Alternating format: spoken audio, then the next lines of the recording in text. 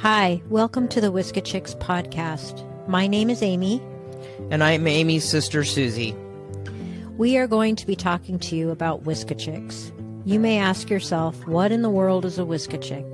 Well, it's a term our Nana, our grandmother, used to describe anything and everything, like a doodad or a thingamajig. For our purposes today, Amy and I have framed Whiskey Chicks as those random moments in life that accumulate over time that compel us to grow, learn, and evolve. Whether it's good, bad, ugly, funny, or sad, with each Whiskey Chick comes a lesson, an aha moment, a lotus blooming from the mud and muck, resulting in wisdom and healing. Whiskey Chicks have brought us both to a place in our lives where we love ourselves and speak our truths. The last thing Nana said to me before she passed on was, "Be true to yourself, little A." That was the nickname she had for me. The angel spoke straight through her in that moment, and I knew I had quite a journey ahead of me. It was that Whiskey Chick, the last Whiskey Chick she delivered, that set me off on an incredible growth journey. She is the force behind this creative endeavor. We dedicate every Whiskey Chick to her. We're grateful you're here.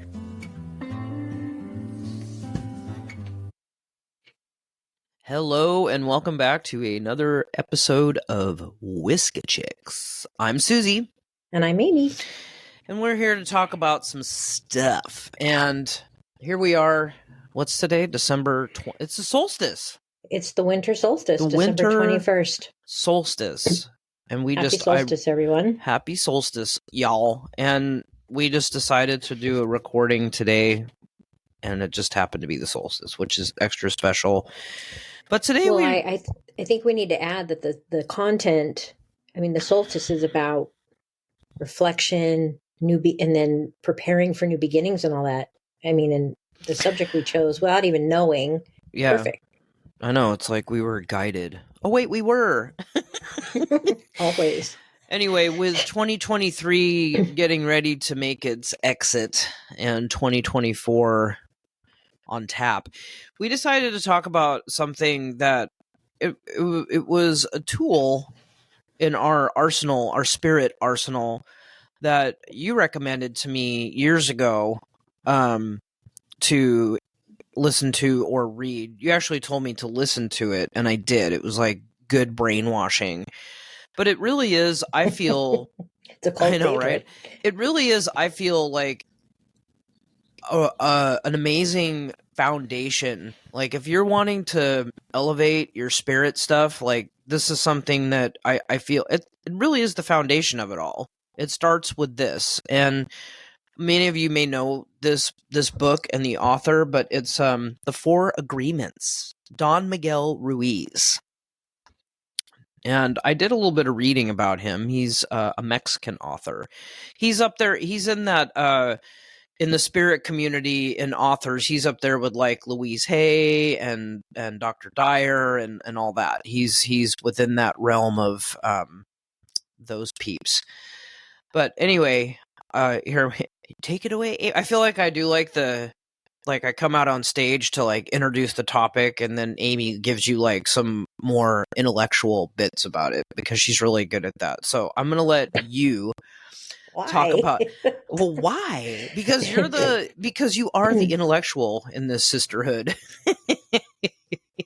You are the Virgo in the mind of reason. Oh boy. Okay. Oh boy. Put me on the spot. No.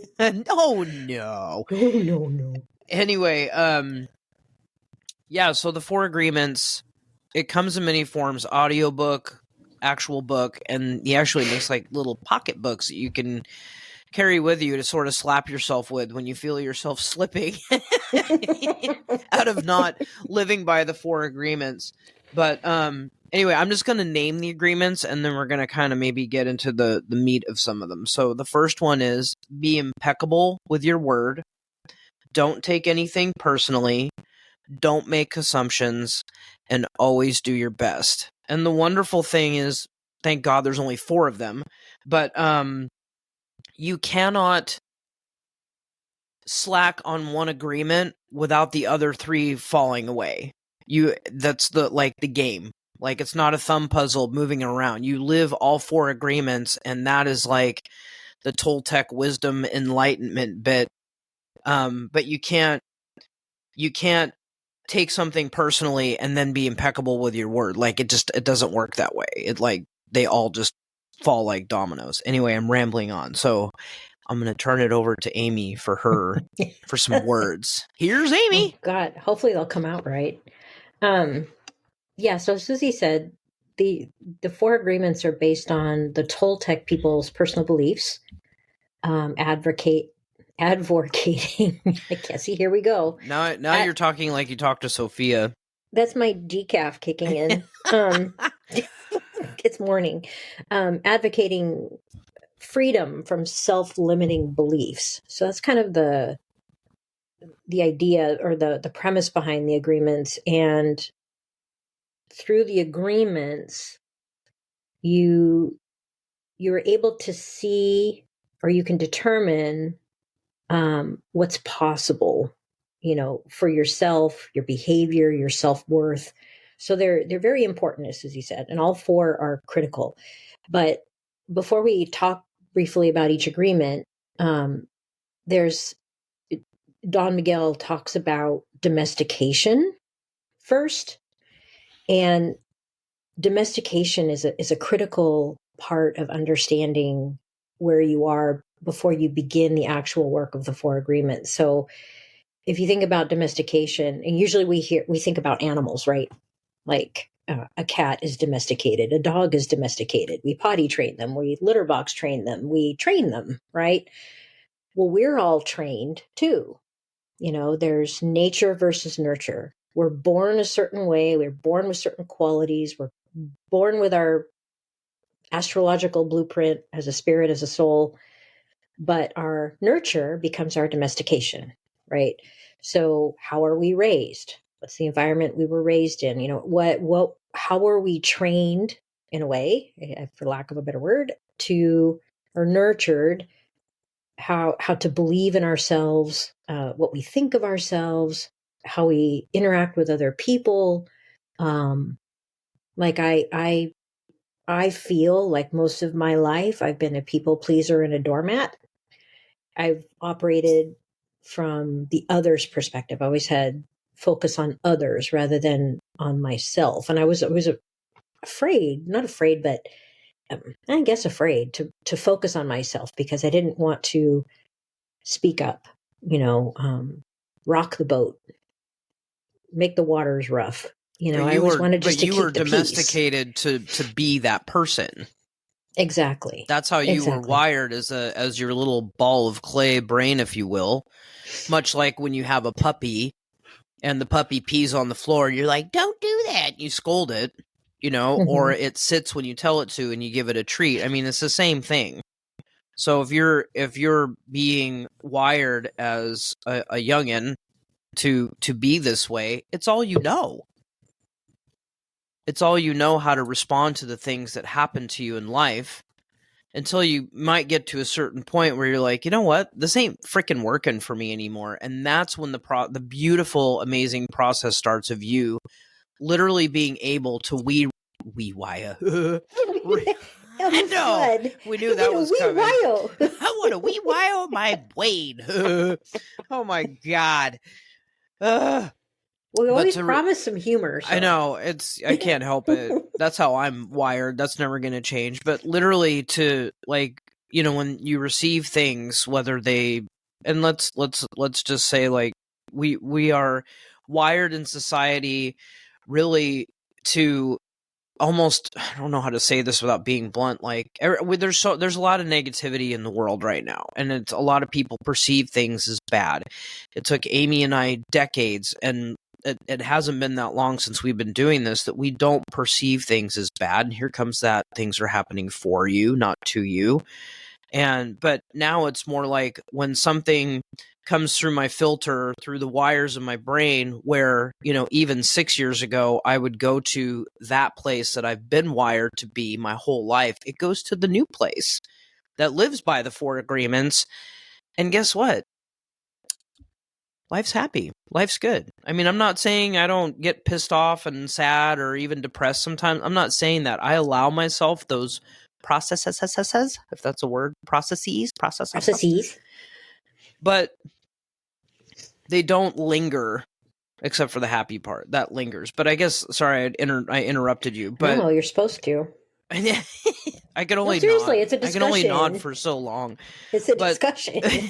But that's part of this whole piece of when you become an adult and you break away from, I don't want to say you break away from your parents or your family, but when you get to that place where, can air quote, make your own decisions in life, you really, that's the point where you can decide, like, do I really like myself and how I view the world and how I perceive the world and how I take in the world and filter what's coming in?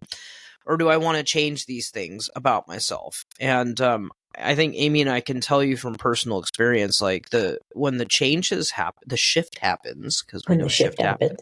It's real shifty. It feels real good. Just take a big shift. A big shift. It feels real good. Yeah, and I think, we were talking about doing this podcast on the 4 agreements, and then we got to thinking about the fact, not only are we in the winter solstice today, but we're also coming up on New Year's resolutions. A lot of people still make them, and I personally don't like them for a number of reasons, and just intuitively they've always been kind of they can set most people up for failure. Most people hit December and they're like, oh, I've been treating my body like crap all year, and so I'm just going to blow it out in December. I'm going to gain 10 pounds. By the way, the average person gains 7 to 10 pounds over the holidays. That's just a known fact. And then come January 1, I'm going to have a resolution. I'm going to work out. I'm going to do this. I'm going to go on this diet, and I'm going to da-da-da. They set these big grandiose goals that aren't achievable. And I read a statistic yesterday, just out of curiosity, I looked it up, but research says that 9% of Americans that set these goals or New Year's resolutions, only 9% of them stick to them or complete them. So that's a very low percentage. Most people are off the wagon by the end of February. That's an F. It is. So it tells you, so what does that do to your psyche, right? I mean, you blew it out in December, or maybe, you told yourself, oh, I'm going to set all these lofty goals because it's new year, new start. But by February, you're off the wagon. So what happens? Negative self-talk. You're like, oh, I'm a failure. I didn't do it. Oh, I'm just forget it. I might as well give it up. All this kind of negativity comes in, when really, if you kind of apply these 4 agreements all year long, there's no need for New Year's resolutions, right? Because the last thing you want to be doing is setting yourself up for failure or any kind of negativity toward yourself. So I think talking about the agreements at this time of year is very appropriate. So I would encourage, as Suzie and I talk a little bit about each of the agreements now, I would encourage you to consider applying the 4 agreements as opposed to making New Year's resolutions. So, yeah, I just want to point out 2 things. Well, first of all, only get 2. All right, maybe 3. First of all, Amy is a registered dietitian. It's what she does. And so she sees a lot of this. And then I work in like a high-end grocery store in the produce department. So we're already talking at work like right now, like, oh, here we go. Here comes January, and everyone's going to be like rating us of vegetables. And then by Valentine's Day, wah, wah, So, anyway, I wanted to say that. And then second of all, the word die is in the word diet. I just want to point that out. Diet's a 4-letter word. Yeah, exactly. And, I just think of myself as someone that I eat the kale and I eat the cake. It's all about balance. Sometimes you got to eat. Sometimes we love cake. But, yeah, I think and diet, just sidebar, the definition of diet is just literally anything you put in your mouth. You can have a diet of cheeseburger and french fries, or you can have a diet of kale. It's just whatever you eat. It's It's misused, I think. But anyway.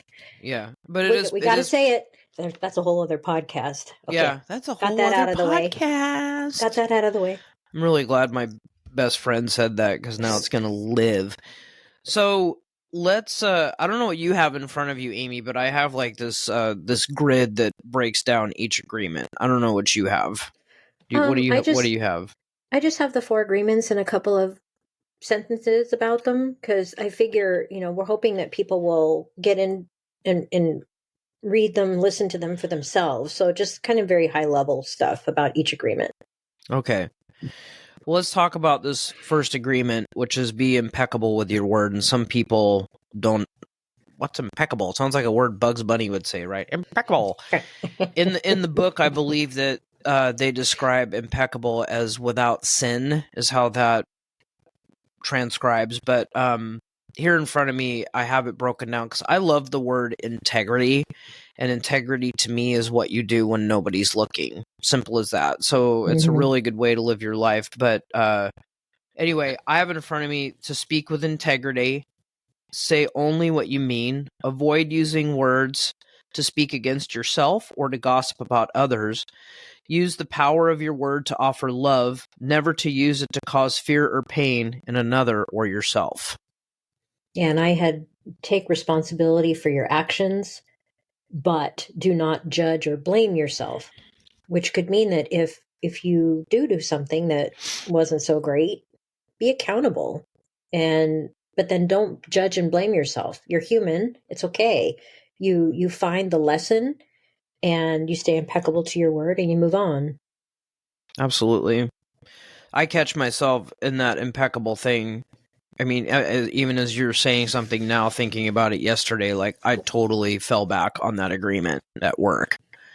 And, I woke up this morning thinking about this podcast, just kind of like, Suzie, you need to check yourself, because it's so easy to just open your mouth and let that negativity come out.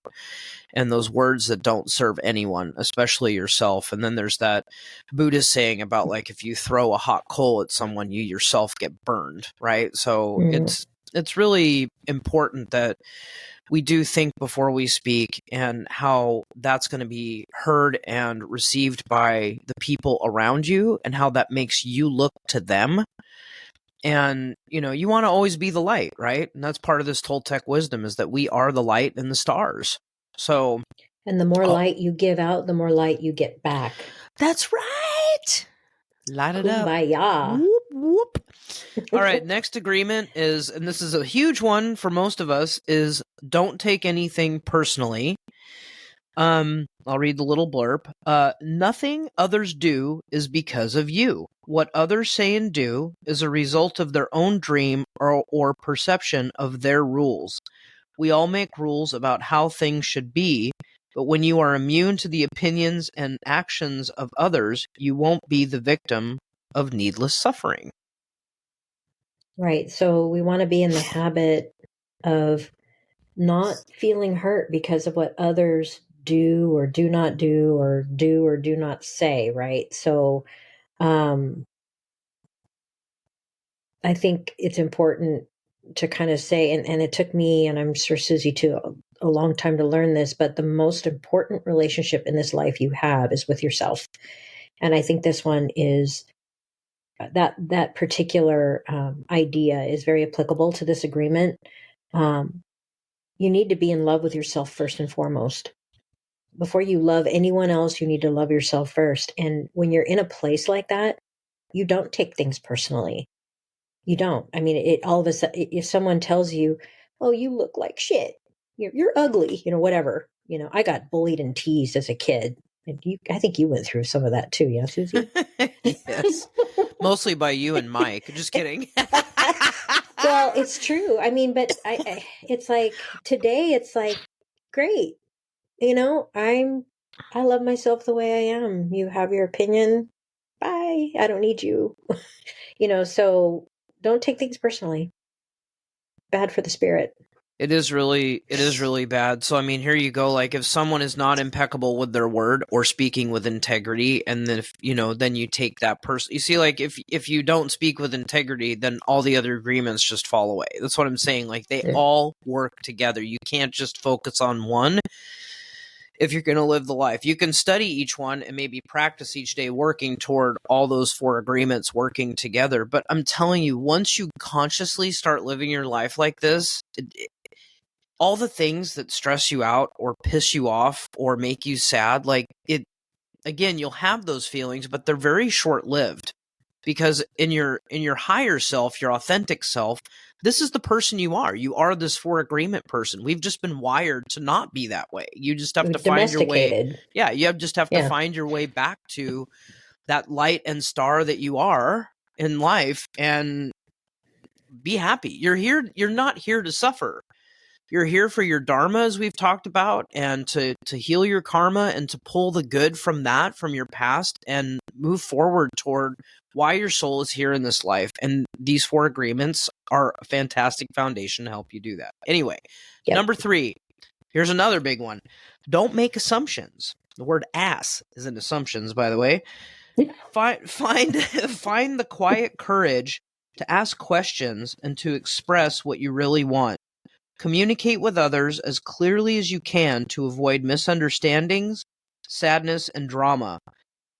With just this one agreement, you can completely transform your life. I think this one is so about not living in the moment. We need to live in the moment, because when you start making assumptions about things, that means you don't have the facts. You're making stuff up in your head, scenarios that don't exist. If you've got a concern, go to the source, ask questions, get the facts. But until you have those facts, stand down. Don't make assumptions. Relax, take a breath, stay in the moment. And Suzie and I have talked about this a lot, but I like the term be an observer. Stand back and observe, but don't internalize any of it because you don't know.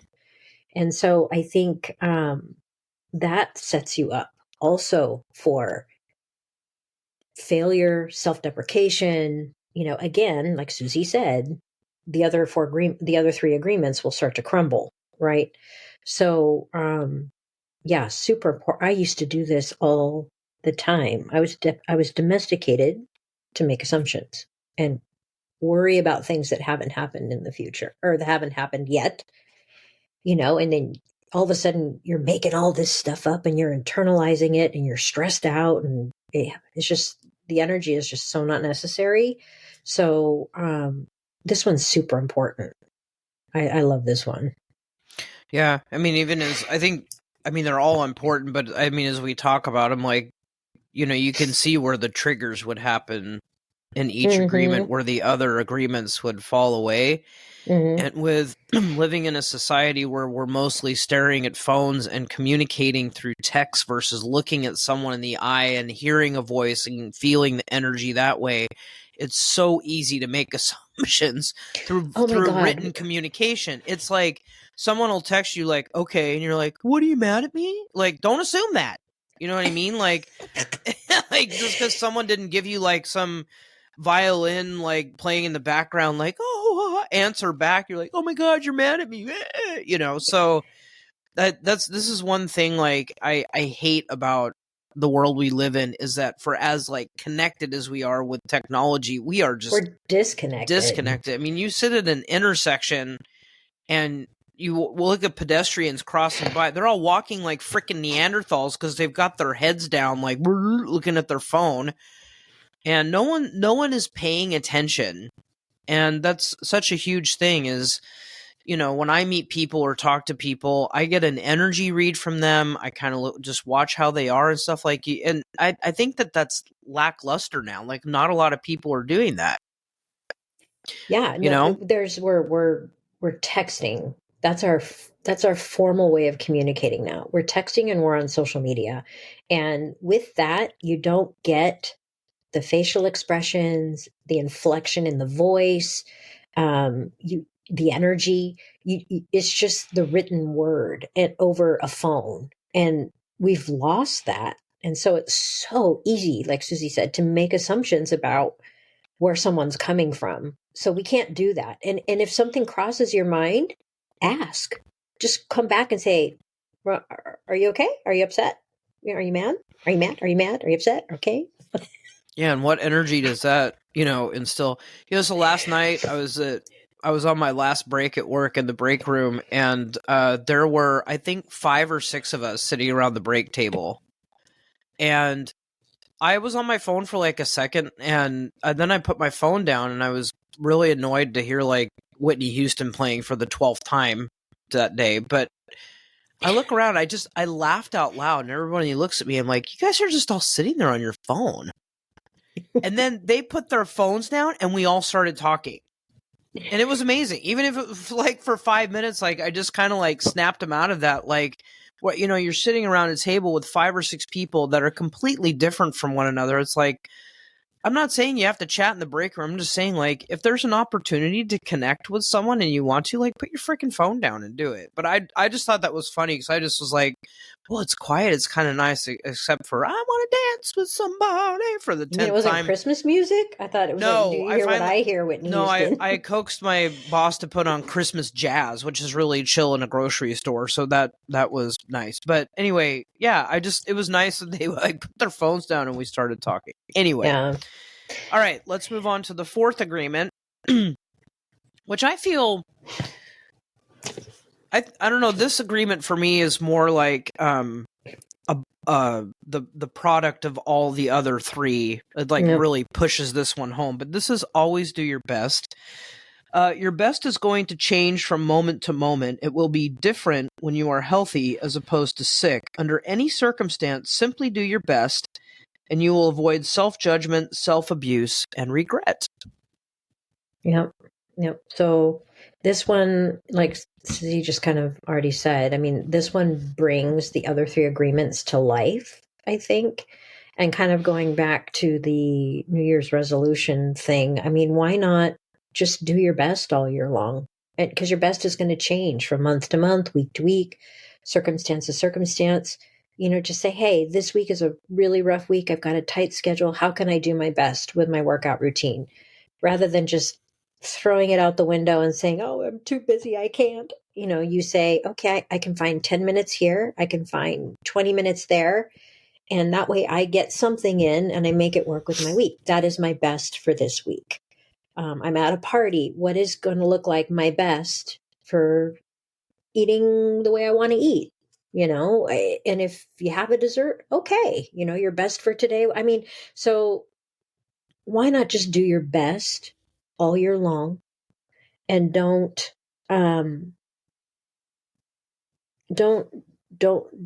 down on yourself and set yourself up for failure. I mean, I think that's a much healthier approach, but your best is always going to look differently, but you can always do your best, no matter what that looks like, whether it's 30%, 100%, and be good with that. Your mind is very powerful.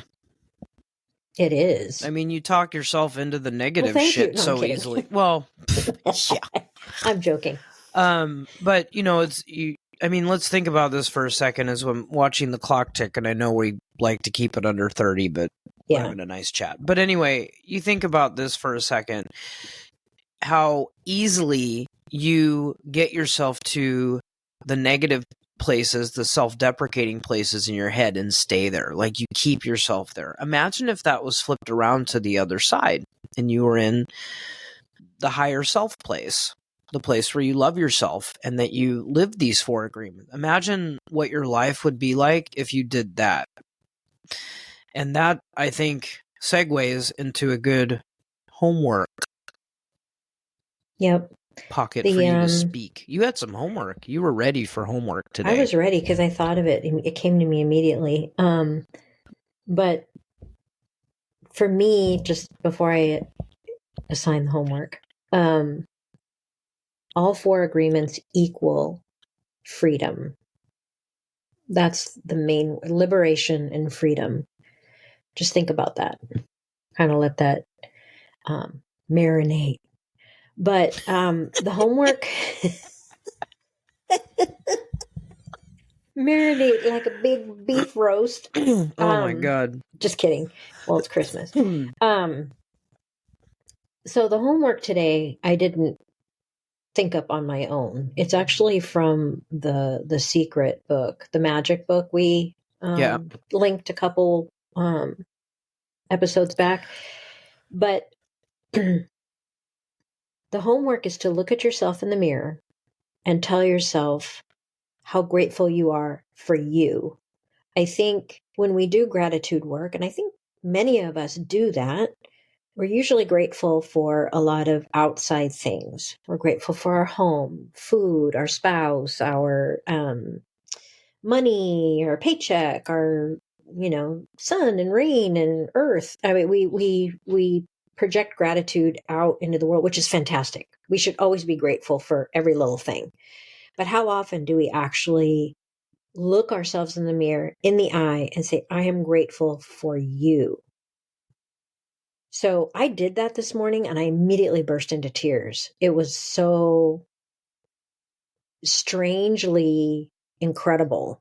And to look at myself and say that. And then once you do that, I want you to look yourself in the eye in the mirror and tell yourself 3 things that you're grateful for about you. You're grateful for your heart. You're grateful for your liver, whatever. Just tell Liver. especially this time of year. Thank God for that big oil filter. But because that's what it is. Anyway, my dietitian self is coming out. Anyhow, but just do that. I'm telling you, that simple thing is so profound, and it will all of a sudden create like this rush of self-worth, gratitude, and self just power and positivity about who you are, period. I just tell yourself how grateful you are for your body, just who you are, your spirit. And these 4 agreements will kind of come together and make sense. So that's the homework. Go to the mirror today, magic mirror on the wall, and tell yourself how grateful you are for you and name 3 things. I just want to add, it can be any mirror throughout the day that you encounter. If you feel yourself going to that low place where we don't want you to go, just even if you're at a public restroom and you're washing your hands and you look in the mirror, like just constantly remind yourself how amazing you are.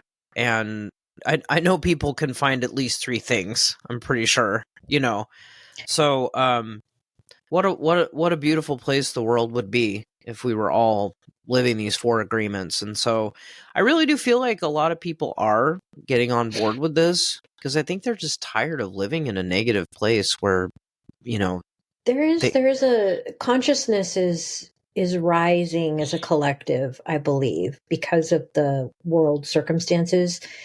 It's a slow process, but I think it is happening. So people are seeking more and more information about this, like this, because the alternative is just not working anymore. No, it's not productive. So. It's not healthy. It's not good. But anyway, we're going to end it there.